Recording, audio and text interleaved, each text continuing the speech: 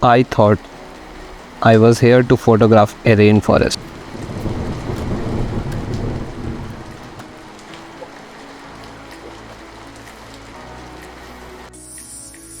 But in the first few minutes, I realized I wasn't alone. The forest had eyes, and they found me first. Every leaf here had a face, every silence had a sound. And I wasn't the one exploring, I was the one being tracked. Welcome to the rainforests of Borneo, the lungs of Asia, a green cathedral, a billion leaves breathing together. As a student of evolutionary biology, the place was on my list for many years. But the things that look poetic in books, do they feel the same in real life?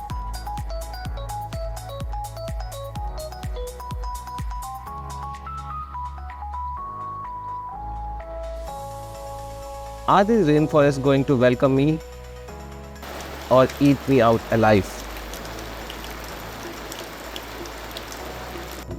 Before the forest swallowed me, the journey began far away in a city that couldn't be more different. From Delhi, I crossed the skies to Kuala Lumpur and then flew eastward over miles of ocean. And just as the green started to take over the blues, I knew I had reached the wild side of Borneo.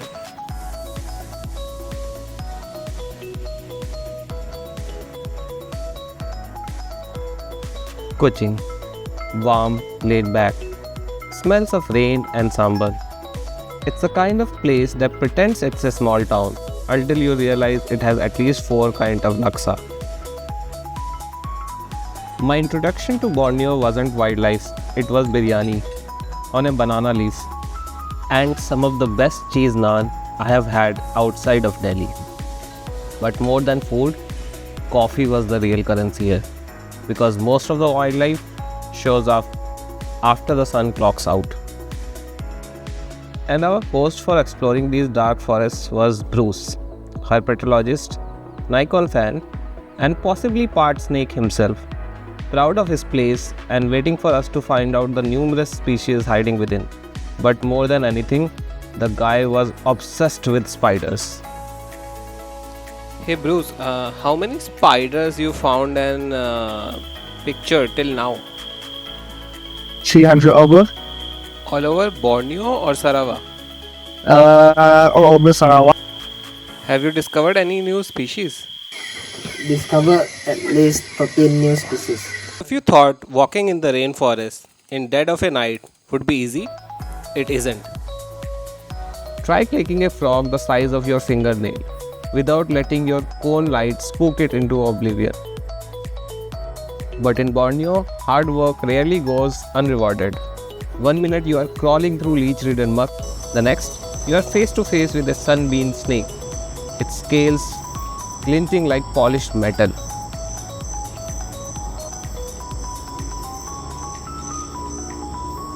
And just when you think you have seen it all, something stranger slides into frame. A caterpillar that looks like it belongs in science fiction.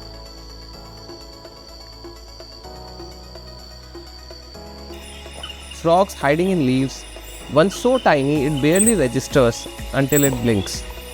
And then the horned frog, camouflage, Jurassic, waiting. If you thought Kuching had it all, just wait till you hear about Borneo highlands. Highlands, as the name suggests, comes with an altitude. And as we started to climb, the views went from beautiful to absolutely unreal. And if you had told me a week ago that I would be living in a forest cottage surrounded by mist and rainforests, I probably would have smiled politely. But standing there, breathing that air, it felt like a postcard someone accidentally made real.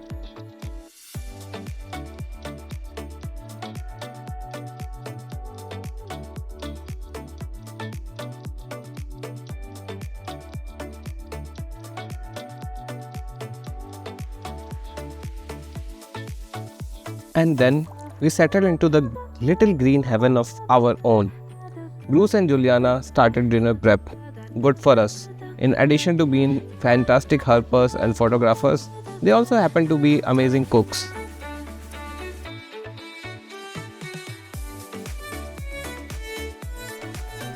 Out of my window, just rainforest. For a moment, I forgot about lunch. Then I remembered. Bruce and Juliana were cooking. That was worth checking on. Are you cooking? Fried rice for everyone. Oh, nice. Safest bet.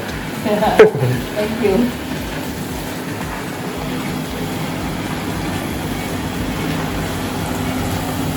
What is this? This is luncheon meat. So I'm okay, doing two types of fried rice. Okay. One is mostly vegetarian, and this one the rice I mix with egg so that it's easier for me to fry later. That's how all the restaurant does it. Then over here we have patola. I'm forcing out all the juice from the patola so that it's sweet and nice later and tender. And then later I mix with eggs. Oh. Yeah.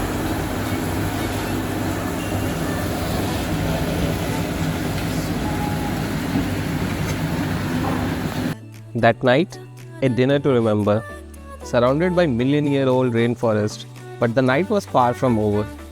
Just after dinner, we went back out herping, and that's when I met my favorites, the Wallace's flying frogs. Named after Alfred Russel Wallace, these frogs don't just leap, they glide between trees. Next morning, I woke up surrounded by the rainforest, made myself a coffee. Yes, I can cook too. And finally, saw the view we had missed the night before, layered ridges, cloud brushing treetops. We then headed to Kalibatan viewpoint, Indonesian Borneo, just a stone throws away.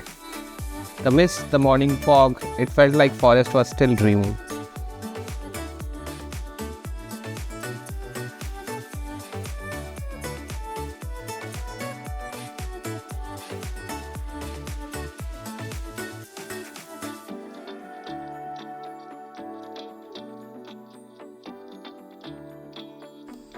And then a flash of red, the scarlet-rumped trogon, a bird so secretive it's more myth than regular sighting. Shy, quiet, and dressed like it's got somewhere very important to be.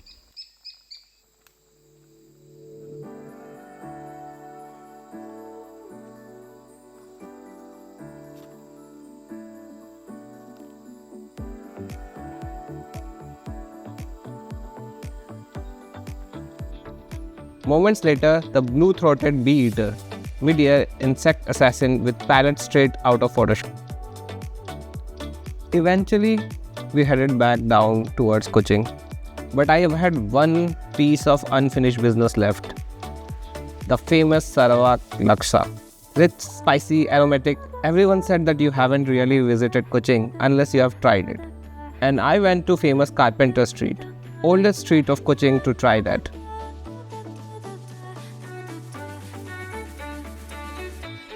Juliana was adamant that I eat it right way with chopsticks. Remember here, never move.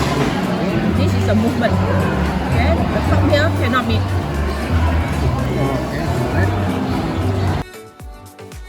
Okay, my turn.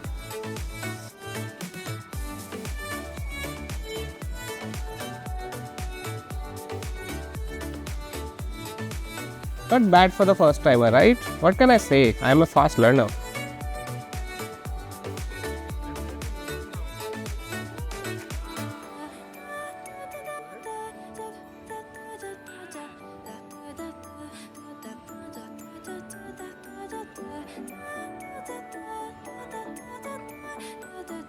Now it was time to leave Sarawak and head to Sabah. This journey by road would have taken hours. Good thing we are in 21st century.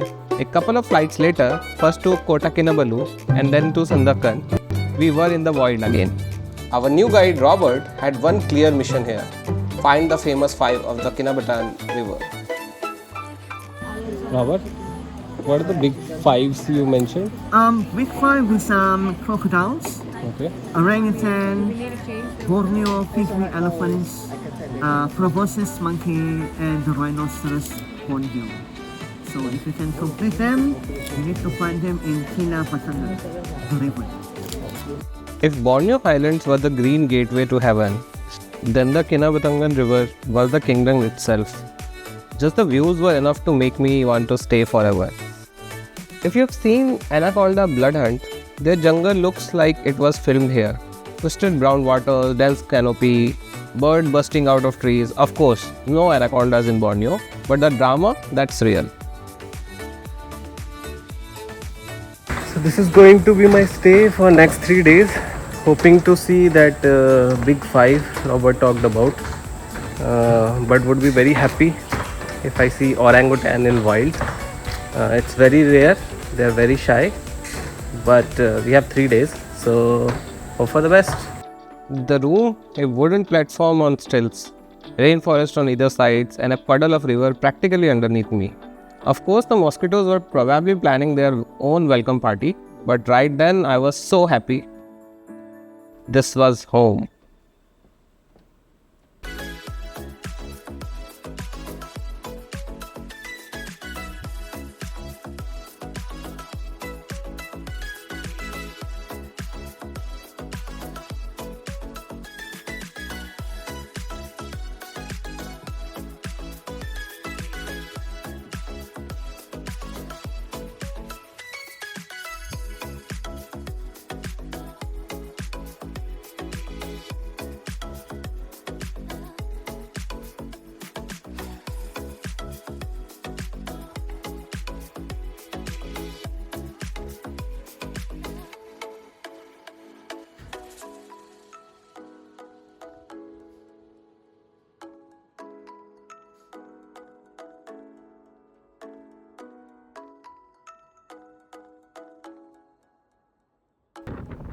Now it was time for Robert's mission. The mission to find the famous five of Kinabatangan.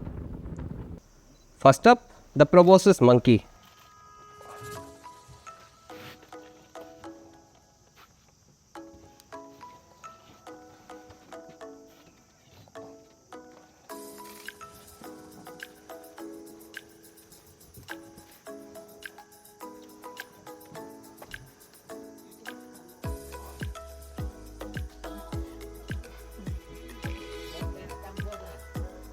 That nose, in their world, it's a heartthrob feature. The bigger the nose, the more attractive you are to female proboscis monkeys.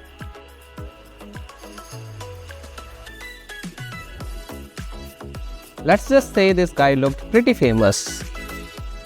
Then a herd of pygmy elephants, the smallest elephants in the world.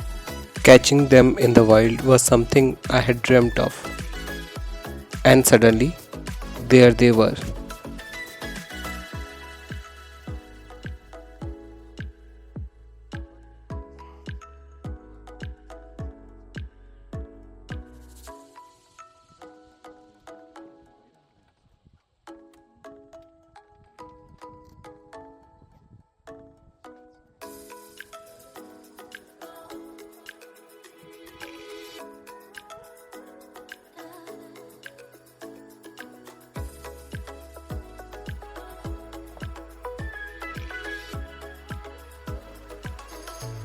If you think Bruce left us, no, he is here as well.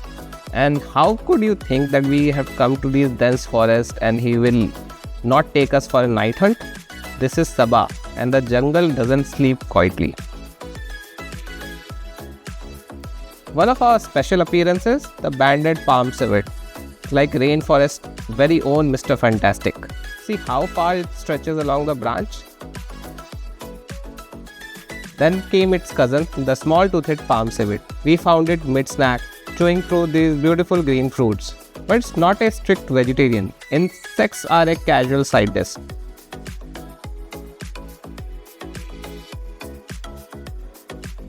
And like many nocturnal residents here, it's more than just a cute face. It's a pollinator, a seed disperser.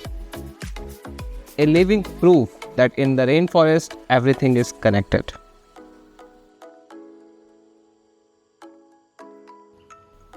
The next few days were just magical. I would wake up in my forest room, step out into the dark, and sit with a cup of coffee.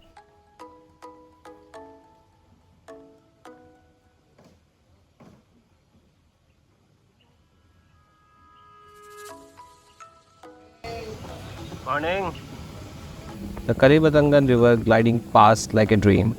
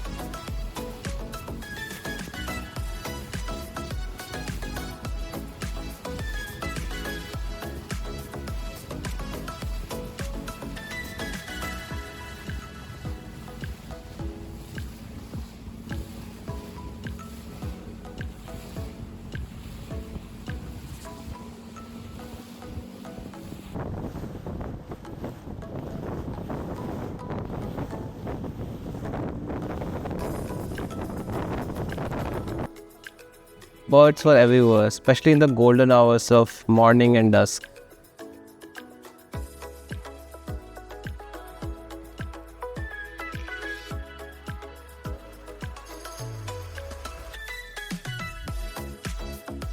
And that's when it happened. My first hornbill. Not the rhinoceros hornbill from our mission list, but the oriental hornbill.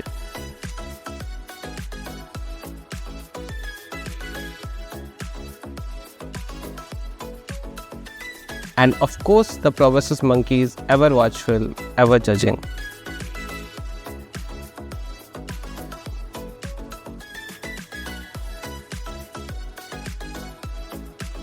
But the river had bigger surprises. Just by our boat side, a giant appeared.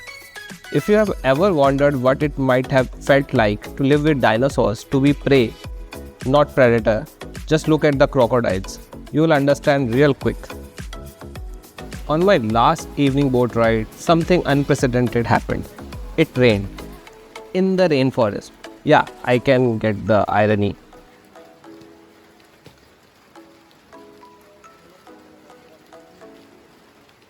So we waited it out, sipping coffee, chewing on banana fritters, watching the mist roll over the water. Luckily, it stopped. After all, this was the dry season. The wet months here stretch from November to February. So today we got lucky. And the luck didn't stop here. Because that's when I saw someone from our mission list. The rhinoceros hornbill.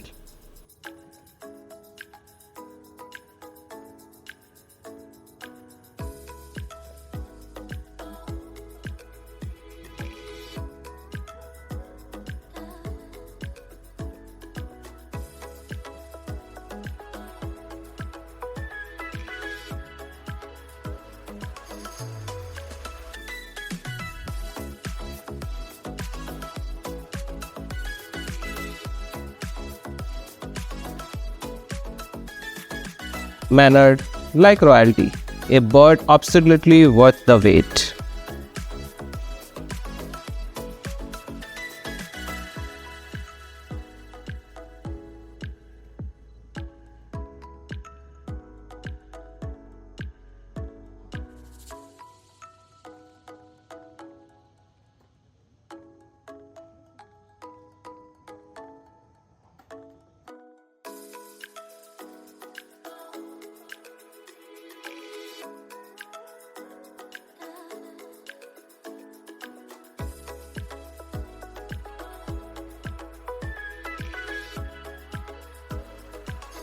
I wasn't able to find orangutans here, but 4 out of 5 isn't bad. But don't worry, I have seen them somewhere else, where they rule the canopy. But for that, you'll have to come back. They are the most famous residents of Borneo, and they deserve their own story.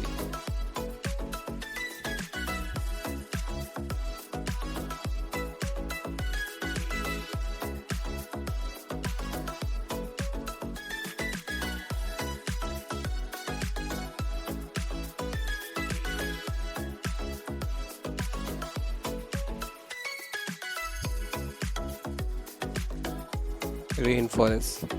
Just a word I had heard and read about so many times, but maybe understood for the first time. Millions of species intertwined, living together in a shared space. Borneo wasn't just a trip, it was a lesson in humility, in scale, in being a guest. Out here, you don't conquer a place, you let it shape you. And as I packed up for the journey home, I left with memories and maybe a few mosquito bites. And thanks to the very first sunbeam snake, a snake bite too. But mostly with a sense of wonder that I don't think is going away anytime soon.